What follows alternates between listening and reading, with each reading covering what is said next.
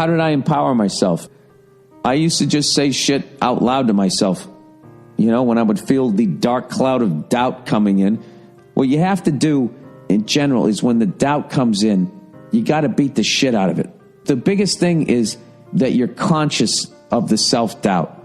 So once you're conscious of it, you can then address it. It's when you're really young and you're not conscious of it, and that thought comes in, and then you start dwelling on it, and then it just washes over your whole body, and you can literally have a fucking panic attack.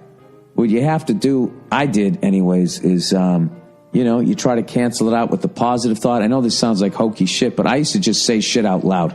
And it started off with, like, I would just be walking down the street, you know, walking by other people, and I would just randomly be like, yeah, fuck that, be looking at me like I was nuts.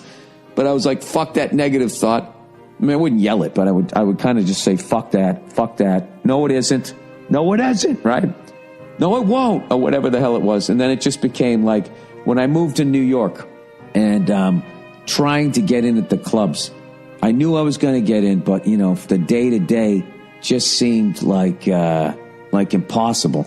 And, you know, the club owners and everything, and, you know, some of them were cool, and others enjoyed the fact that you were desperate and just really enjoyed that position of power over you. And I would walk out of the club dejected. You know, I was afraid. You know, am I going to run out of money? I don't have a job right now. I'm doing these, driving back to Massachusetts to fucking feature in Dick Doherty's rooms. That was not barely covering, you know, living in New York. Every time you stepped outside, you blew $20, $30, you know? And what I said was, I'm tougher than you, New York, is that what I would say. As hokey as that sound, that's what they, you know, the city would kick me in the balls, and then I would just mumble that to myself. You know, sometimes like 6 times in a row until I got that thought on my head. And I would just say, and then I would just be like, I'm going to get in the clubs. I'm going to get in, and I'm going to make a living. I'm going to be fine. I'm going to be fine. Everything's going to be fine. Fuck that. I mean, something like that. That's what I had to do. So what I would say is you just baby step your way. Like for me, making it as a comedian was like a 20-year fucking 20-year process. I was not the overnight. I didn't have the hook. I didn't have any of that fucking shit.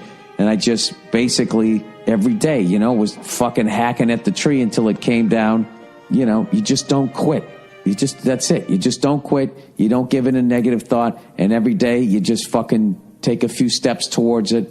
And then one day you just wake up and you're where you wanted to be. And you're like, how the fuck did that happen?